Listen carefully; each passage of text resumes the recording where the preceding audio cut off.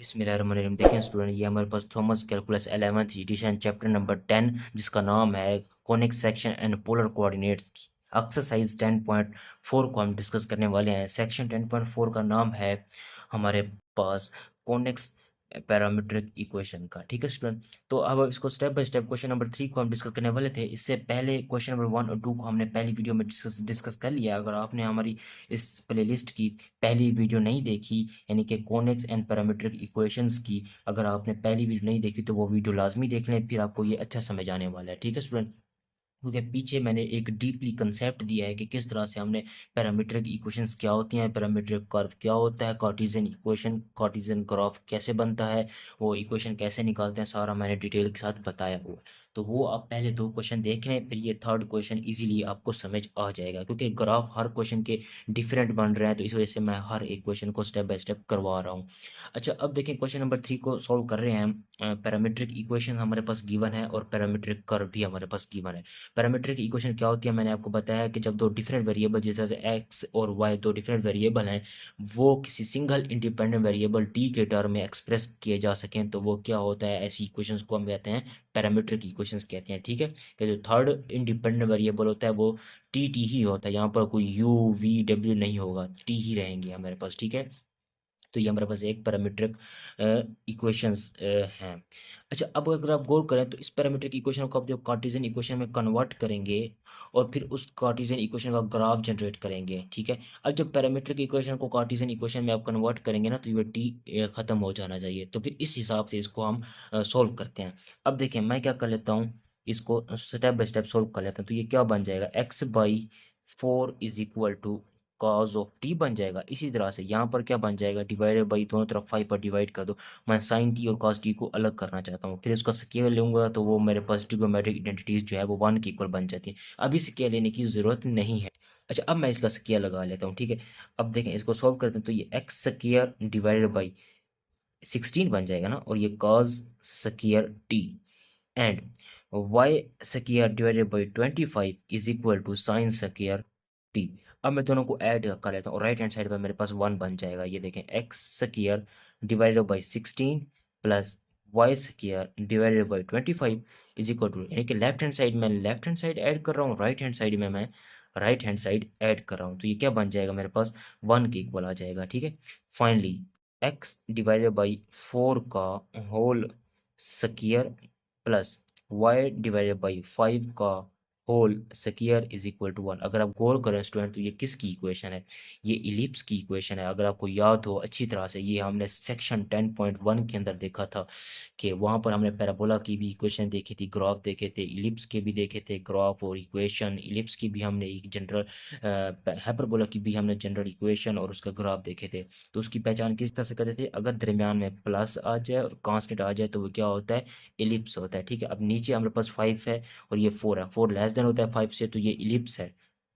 Ellipse किस axis के ऊपर है, ऑन वाई एक्सिस के ऊपर इलिप्स है, क्योंकि इसके डिवीजन में 5, जो कि 5 ग्रेटर है 4 से, जो ग्रेटर होगा उसी का एक्सिस लेंगे। तो इलिप्स ऑन वाई एक्सिस के ऊपर हमारे पास इलिप्स है। ठीक है स्टूडेंट, अब हम इसको पॉइंट्स निकाल लेते हैं। अच्छा, यहाँ पर हमें क्लियरली नज़र आ रहा है स्टूडेंट, एक चीज़ यहाँ पर देखें कि टी की जो वैल्यू है वो ज़ीरो और पाई के दरमियान में है। ठीक है, ज़ीरो और पाई के दरमियान में है टी की वैल्यू। अच्छा, अब यहाँ पर जो इलिप्स वाई एक्सिस के ऊपर बना है, अगर यहाँ पर माइनस होता तो ये क्या बनता है, फिर हाइपरबोला बन जाता। अब प्लस है और कांस्टेंट है तो इलिप्स, माइनस और कांस्टेंट है तो फिर हाइपरबोला। ठीक है, अच्छा अब देखिए स्टूडेंट, इसको मैं पॉइंट्स की मदद से मैं पॉइंट्स निकालने की कोशिश कर रहा हूँ ना। अब एट या व्हेन, जब हमारे पास टी की वैल्यू ज़ीरो है, फिर आपके पास एक्स क्या बन जाएगा, यहाँ से टी की वैल्यू ज़ीरो रखे ना यहाँ पर, तो cos 0 1 होता है, तो एक्स की वैल्यू क्या आ गई, 4 आ गई। ठीक है, एंड वाई की वैल्यू क्या बन जाएगी, यहाँ से साइन टी की जगह 0 रखूंगा तो साइन 0 0 और 5 के साथ मल्टीप्लाई होकर भी 0 बन जाएगा। सो पॉइंट कौन सा मिल जाएगा, 4, 0 का पॉइंट मिल जाएगा। नेक्स्ट इसी तरह से देखें, व्हेन जब आपके पास t इज इक्वल टू, अब मैं एक और पॉइंट यहाँ पर चूज़ कर लेता हूँ ना, ये पाई है, पाई बाई 2 चूज़ कर लेता हूँ, यानी कि 90 चूज़ कर लेता हूँ। ठीक है, अब t इज इक्वल टू 90 के ऊपर क्या बन जाएगा, x is equal to cos 90 0 के इक्वल होता है अब आपके पास। ठीक है, तो ये वैल्यू 0 हो जाएगी एंड y की वैल्यू क्या बन जाएगी, यहाँ पर साइन 91 के इक्वल होता है तो y की वैल्यू बन जाएगी 5। सो द पॉइंट 0,5 पॉइंट बन जाएगा आपके पास इस तरह से, ठीक है। नेक्स्ट एक और भी पॉइंट आप पुट अप कर लें, लास्ट वाला पॉइंट पुट करके देख लेता हूँ। When t is equal to, last वाला पॉइंट कौन सा है, पाई, जो कि 180 होता है, ठीक है। मैं पाई पुट अप करूंगा तो x की वैल्यू क्या मिल जाएगी मुझे, -4। क्यों, क्योंकि जब cos यहाँ पर पाई पुट अप करें cos पाई होता है -1, तो मल्टीप्लाई बाई 4 तो -4। एंड आपके पास फिर y की वैल्यू क्या बन जाएगी यहाँ से, साइन आप यहाँ पर पुट अप करें पाई, हमें पता है साइन पाई 0 होता है स्टूडेंट, ठीक है। तो ये क्या मिल जाएगा हमें पॉइंट -4,0। अब मैं इसको ड्रॉ करने की कोशिश करता हूँ। तो लेट कर लें ये आपके पास वाई एक्सिस है और ये आपके पास सॉरी एक्स है और ये वाला वाई एक्सिस है आपके पास, ठीक है। अच्छा, क्योंकि ये देखें ये इक्वेशन यहाँ से ये भी नज़र पता चल रहा है कि ये इलिप्स है वाई एक्सिस के ऊपर, तो इसका मतलब है इस हमारे इस ग्राफ का जो हमारी लंबाई होगी वो वाई एक्सिस के ऊपर थोड़ा ज़्यादा होगी और एक्स एक्सिस में चौड़ाई होगी जो कि एक्स एक्सिस में लंबाई बहुत कम होगी। ये इस तरह से मैं आपको ये इलिप्स की आप इलिप्स का जो ग्राफ है वो अपने माइंड में स्केच उनका लाने का कोशिश करें कि वो किस तरह से था, ठीक है। तो बिल्कुल उसी मेथड से देखें। अब टी की वैल्यू 0 है ना, तो अब पॉइंट कौन सा मिल रहा है, लेट्स सपोज ये 1 है, 2 है, 3 है और ये कोई पॉइंट मिल रहा है, यहाँ पर मुझे पॉइंट मिल रहा है फोर्थ पॉइंट, ठीक है। एक्स की वैल्यू यहाँ पर मेरे पास कौन सी है, पॉइंट यहाँ पर कौन सा मिल रहा है मेरे पास 4,0 का। मैं इसके ऊपर डायरेक्ट लिखना चाहिए लेकिन मैं साइड पर इसीलिए लिख रहा हूँ ताकि आपको समझ आ सके, ठीक है। अब नेक्स्ट दूसरा वाला पॉइंट देखें, जब x 0 है y 5 है, ठीक है। x की वैल्यू 0 कहाँ पर होती है, यहाँ पर होती है, y की वैल्यू 5 है, तो लेट 1 2 3 4 ये 5। तो मैं इसे थोड़ा ऊपर इसीलिए ज़्यादा कर रहा हूँ क्योंकि इलिप्स y एक्सिस के ऊपर है। तो ये 5 पॉइंट यहाँ पर बन रहा है, ठीक है। x की वैल्यू 0 है, y की वैल्यू 5 है, तो ये कौन सा वाला पॉइंट है, ये पॉइंट है मेरे पास 0,5 वाला पॉइंट है, ठीक है। ये मुझसे ग्राफ ठीक तरह से बनाया नहीं जा रहा है स्टूडेंट, ठीक है। आप प्रकार से इस तरह से कोई बनाए अच्छे से बन जाएगा आपके पास, ठीक है। अब नेक्स्ट हमने जो पॉइंट लिया था ना वो 0,5 वाला भी हमने ड्रॉ कर लिया, ठीक है। अब नेक्स्ट देखें, जब x -4 है, y की वैल्यू 0 है, तो -4x कहाँ पर होगा, ये 1 है, -1 ये -2 है, ये माइनस का 3 है और ये माइनस का 4 कहाँ पर बनेगा, वो यहाँ पर बन जाएगा। तो इसका मतलब है x का हमारे पास एक पॉइंट जो है वो यहाँ पर लाई करता है, तो ये पॉइंट यहाँ पर कौन सा लाई कर रहा है स्टूडेंट, -4,0 का पॉइंट यहाँ पर लाई कर रहा है। अच्छा, अब मैंने इसको स्केच करना है, किस तरह से करेंगे देखें। अच्छा, ये हमारे पास लास्ट पॉइंट था स्टूडेंट, ठीक है। इससे आगे हमने t is equal to pi के ऊपर देखा है ना, t is equal to pi के ऊपर ये लास्ट पॉइंट है। पाई से आगे तो मूव कर नहीं सकते, इसका मतलब नीचे तो हम आ नहीं सकते ना। ये कोई जो भी आप इस इंटरवल में वैल्यू उठाएं t की, उसमें x और y की जो भी पॉइंट्स बनेंगे वो इससे ऊपर ऊपर ही बनेंगे, नीचे कोई पॉइंट्स नहीं बनेगा। तो इसका मतलब है ये आपके पास इलिप्स जो है वो ऊपर है, नीचे उसका कंप्लीट हिस्सा नहीं है, ठीक है। तो ये इस तरह से ये देखें, तो मैं इसको मिला लेता हूँ इलिप्स को, ये इस तरह से बन रहा है, ये यूं और ये यूं, ये इस तरह से, ठीक है। ये बेसिकली हमारे पास इलिप्स टाइप का बन जाएगा। अच्छा, अब पार्टिकल की मोशन किस तरह से है, पार्टिकल की मोशन इस तरह से, ये पहला पॉइंट ये। अच्छा, अब टी 0 और 90 के दरमियान मैं कोई 30 या 60 पुट अप करे तो कोई पॉइंट यहाँ पर लाई करेगा, कोई पॉइंट यहाँ पर लाई करेगा, तो पार्टिकल की मोशन फिर इस तरह से होगी ना, इस तरह से होगी पार्टिकल की मोशन, ठीक है स्टूडेंट। अब क्योंकि ये इलिप्स है वाई एक्सिस के ऊपर और ये 5 है और ये 4 है, तो मुझे कंप्लीट करने के लिए क्या करना पड़ेगा, बाकी मैं डॉटेड से बता दूंगा, डॉटेड लाइन लगा के ना। ये मेरे पास इलिप्स है, देखें या वाई एक्सिस के ऊपर इसकी लंबाई ज़्यादा है, एक्स एक्सिस पे इसकी लंबाई कम होनी चाहिए, ठीक है, क्योंकि ये इलिप्स वाई एक्सिस के ऊपर पड़ा हुआ है। एक बात याद रखें कि ये जो हमने पॉइंट लिखा था ना 4,0 का, ये कब है, जब टी की वैल्यू हमारे पास 0 थी। और ये 0,5 का पॉइंट कब है, जब टी की वैल्यू हमारे पास किसके इक्वल थी स्टूडेंट, पाई बाई 2 के इक्वल थी या 90 के इक्वल थी। और ये वाला पॉइंट कब है, जब टी की वैल्यू पाई थी। अब टी पाई से आगे तो हम यहाँ पर आ नहीं सकते ना, तो इस वजह से ग्राफ का ऊपर वाला पोर्शन हमने हाईलाइट किया हुआ है इलिप्स के तौर पर, ठीक है। अब हम नेक्स्ट क्वेश्चन इसी मेथड से देखें स्टूडेंट, ये हमारे पास क्वेश्चन नंबर 4 है, ठीक है, एक्सरसाइज 10.4 का। तो अब इसे हम स्टेप बाय स्टेप सोल्व करने की कोशिश करता हूँ।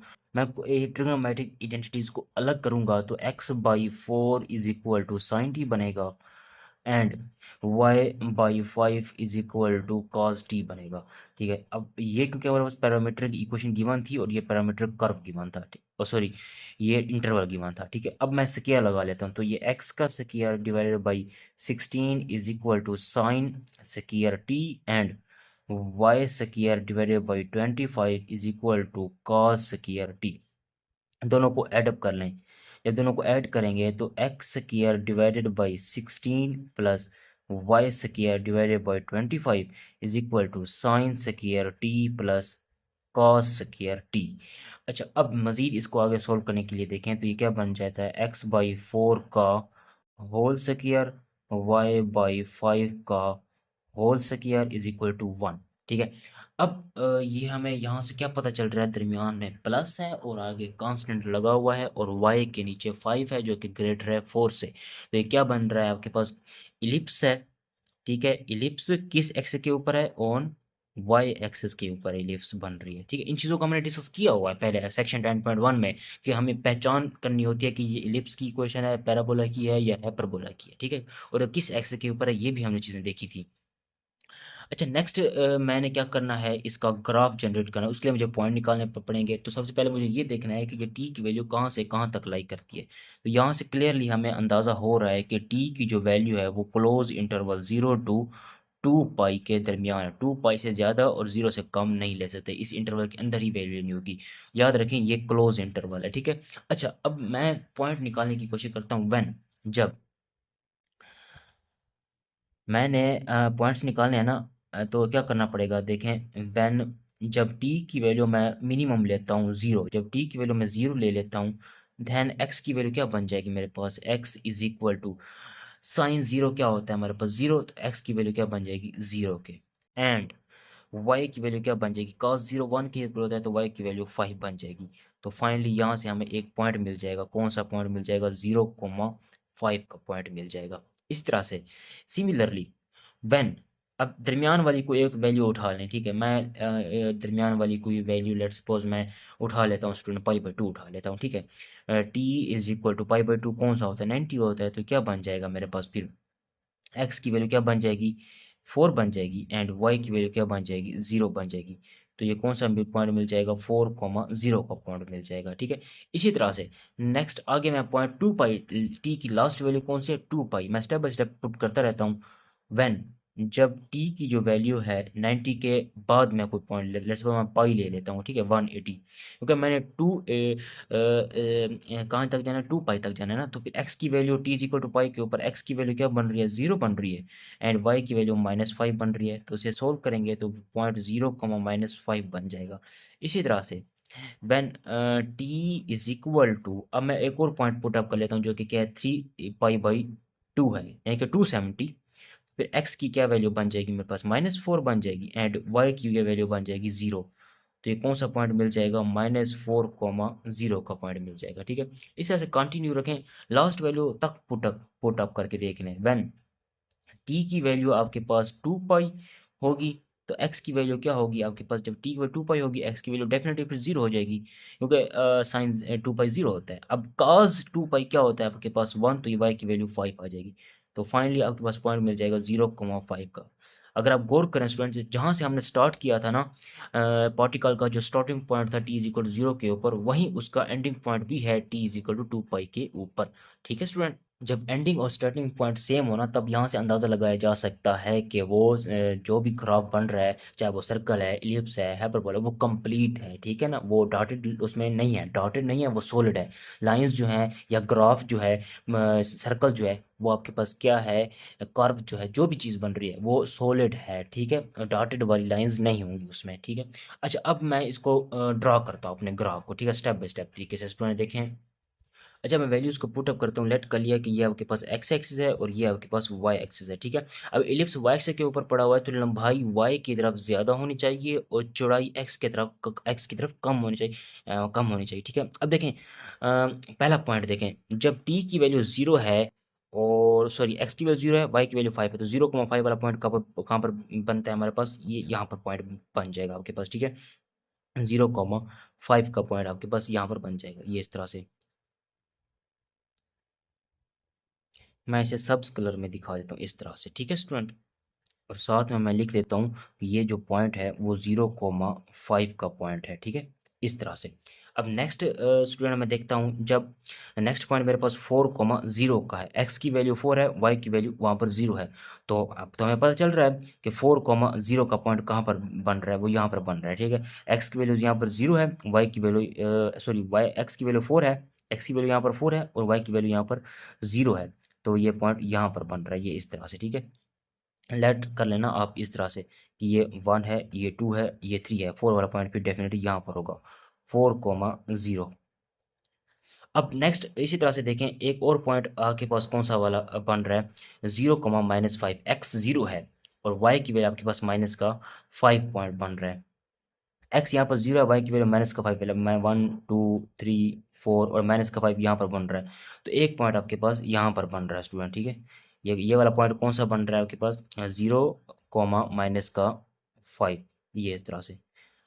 अब फिर आपके पास देखें, एक पहला पॉइंट हमने ड्रा किया वो ये था, दूसरा पॉइंट हमने ड्रा किया वो ये है, तीसरा पॉइंट ड्रा किया है, तो इसका मतलब है ये इस तरह से चल रहा है, इस तरह से पार्टिकल की मोशन जो है वो इस तरह से आ रही है, फिर उसके बाद पार्टिकल की मोशन इस तरफ जाएगी, ये यूं यूं बन जाएगा।